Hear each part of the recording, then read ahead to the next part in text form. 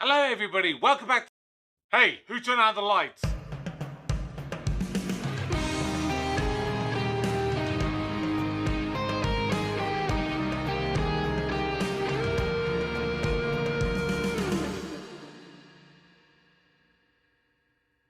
There we go, that's much better. Hello everybody, welcome back to the channel. My name's Kevin, I am a geek, you are watching Kevin the Geek, and it is time to come to what I would say, and what a lot of people say, is kind of the 5 episode kind of sequence that is considered the best run of episodes ever had in modern Doctor Who.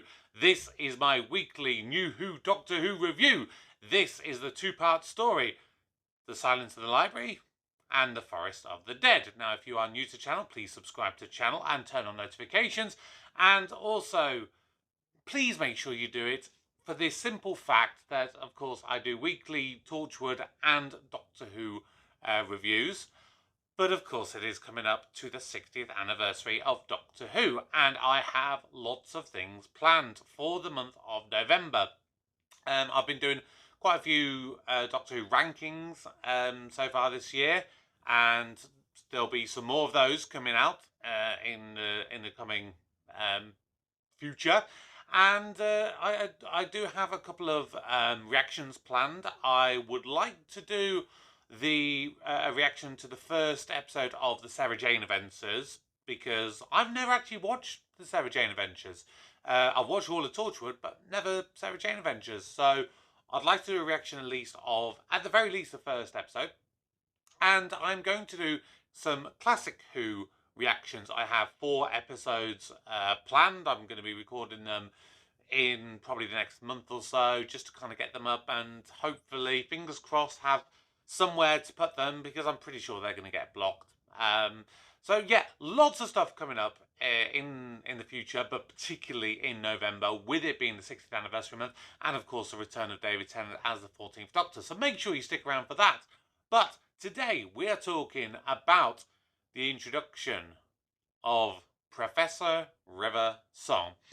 And I have to be quite careful when I talk about River Song in this episode.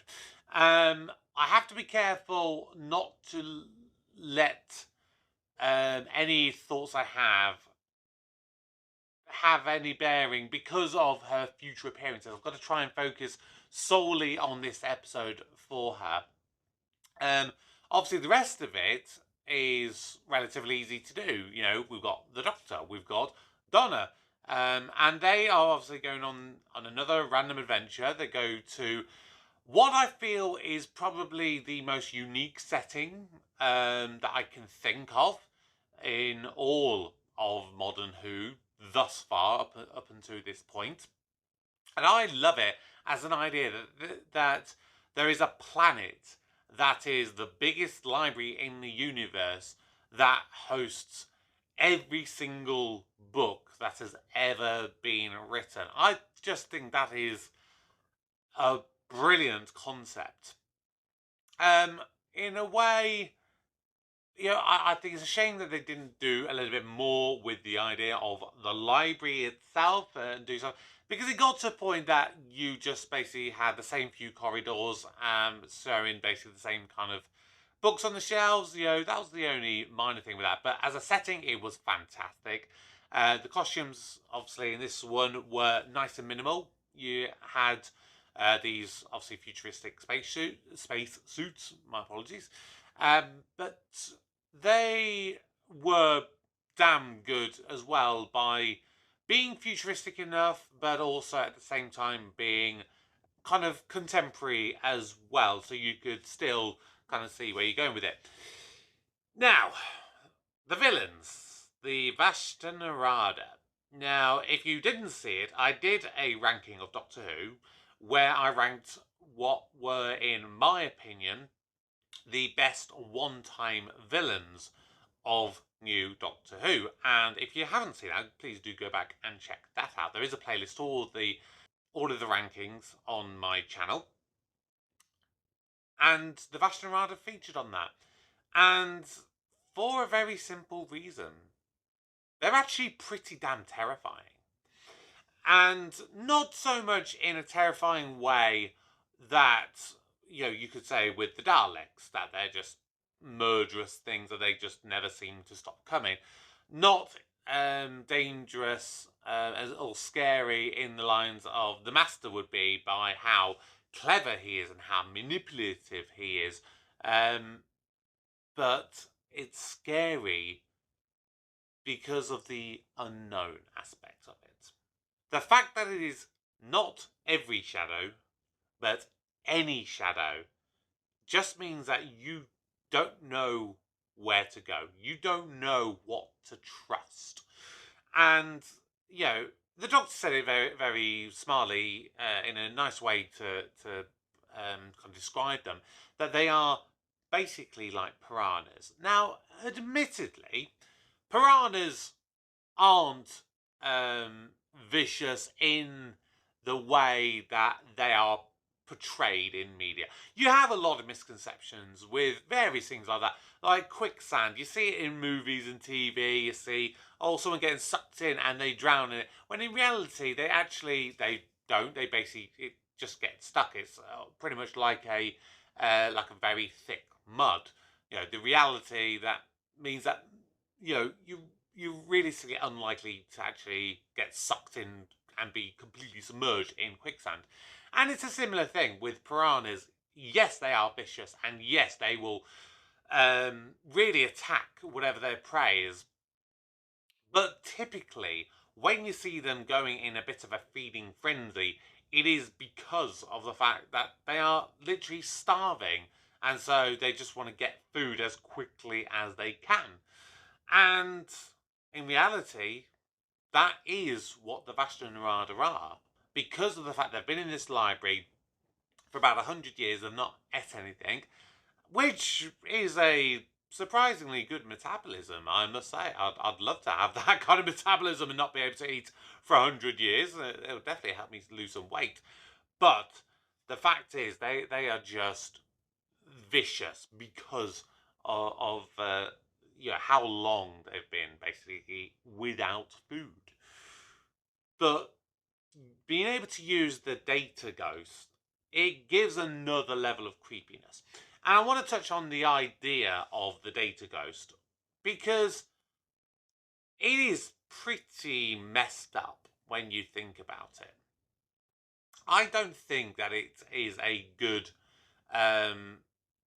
feature or technology to have if we were ever to have that. I don't feel that, when you're gone, you're gone. Because what are you going to get out of it? In most cases, you either know that you're dead and, the conscious mind of yours kind of has a few moments processing that death, or you have it where it is something that has come along so suddenly that you're just freaked out because you don't know what's happening. I can't really think of a situation where actually a data ghost would help the deceased person. And I don't think it would necessarily, for the most part, help the family or the friends of the deceased person. Yeah, maybe if you're talking about someone getting murdered and you want to ask them, who murdered you or something. But you'd have to be pretty quick on the scene to have something like that, realistically. So, yeah, I mean, it's an interesting concept, and it allows the Vashta Nerada to have a voice that they wouldn't ordinarily have. But other than that, no, it's I wasn't a fan of it per se. Now, we've got to talk about River Song. We've got to talk about it. And like I said, I'm going to try and let any feelings I have for her future episodes stay clear of it. From my memory of the first ever time that I watched this two-part story, I, like many people, fell in love with River Song. Alex Kingston she, in a way, reminds me a bit of how John Sims played the Master. Not so much in like his craziness or stuff like that, but because of the ability to challenge the Doctor and to make him question himself and be this kind of buffer. And Donna has really been that this season, but for some reason in this two-part episode, this one single story, River Song takes it to a whole other level.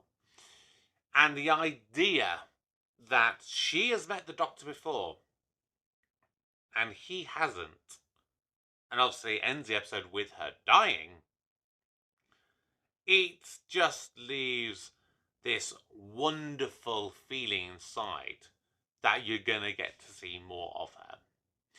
And as a character, she was brilliant. As a performance, it was brilliant. As the camaraderie with David Tennant, it was brilliant. For me, the highlight of the pairing of River Song and the Doctor in this episode was that moment where she got him to trust her. Listen to me. You've lost your friend. You're angry. I understand. But you need to be less emotional, Doctor, right now. Less? I'm not emotional.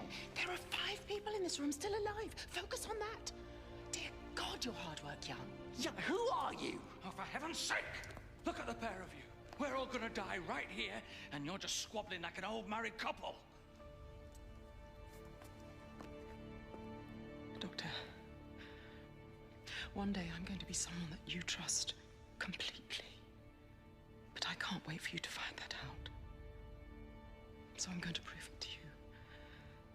And I'm sorry. I'm really very sorry.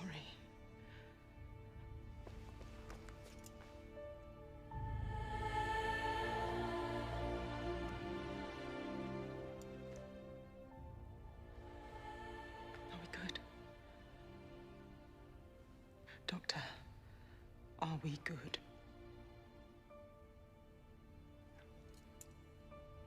Yeah, we're good. That look on the Doctor's face, the music that was there, which is a bit of a rehash, I believe, of Rose's theme that crept up in Series 1, that sort of haunting music. I don't know if it was a slightly different arrangement of it, but it was at least that same kind of motif. It was just a perfect scene. Like I said, David Tennant is amazing in this episode. Donna is, I would say, pretty much as close to perfect as can be. Although I wasn't necessarily the biggest fan of what she did in the second episode. I feel that that whole thing, it was just done as a way to be able to have Donna in that second part. Because realistically, what difference did it really make to the plot? Basically, not a lot at all. It gave a little bit of kind of a backstory, and it also allowed you to bring in Colin Salmon as Dr. Moon, which I think they did a very good job of playing him off as a red herring by having him be, conceivable that he was a villain of some kind. You just didn't know what, because he has this very subtle menacing quality to him. Nothing like really, really major with it, but really unsettling, with his, simple, not monotone voice, but very level voice.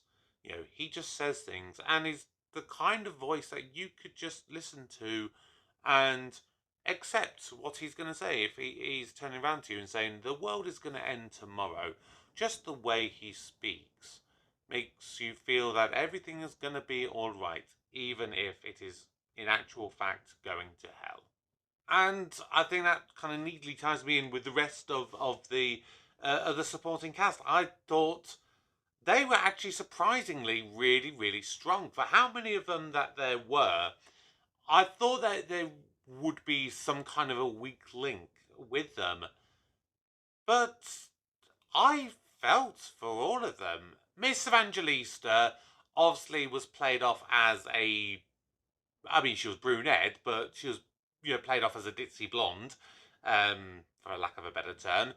And then they obviously changed her up in the second part, which I at the very least liked, because if it had just been that she was a bit of a ditzy blonde moment, then I don't think that there would have been anything to her, and she was just there to be bastonada fodder, to be perfectly honest.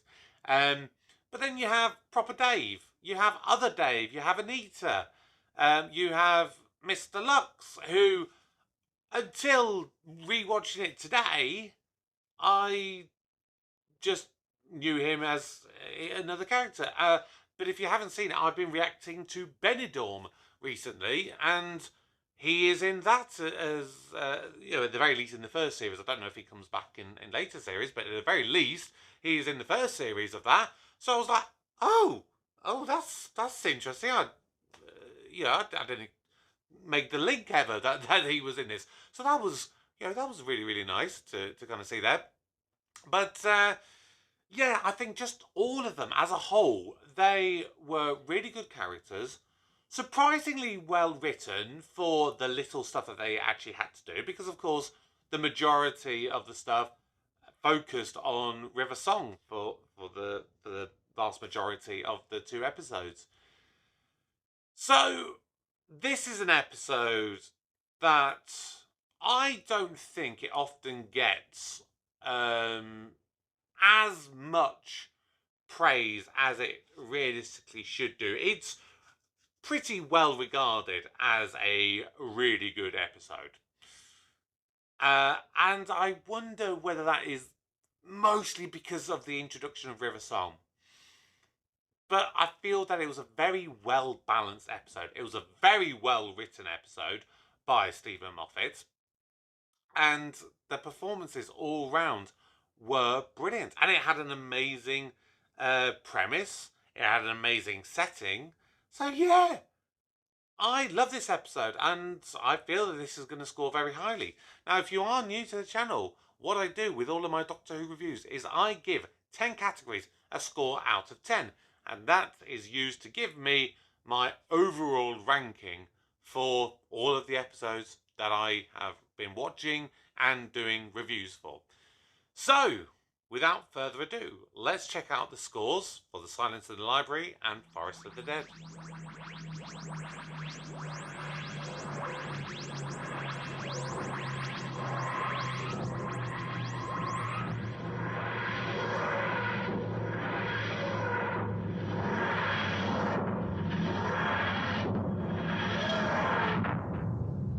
So, this 2-part story has scored possibly the highest ever score I have given for a Doctor Who episode. 93 marks out of 100. That makes it an A++ episode. What are your thoughts to this 2-parter? What are your thoughts to River Song in general? What are your thoughts to the rest of the characters? And please remember to subscribe to the channel so you can join me for all of my upcoming Doctor Who 60th anniversary content, plus all of the other stuff that I do on the channel. At the moment, I am releasing videos 7 days a week, so make sure you check all of this stuff out. But for today, my name is Kevin, I am a geek, and you've been watching Kevin the Geek. Goodbye.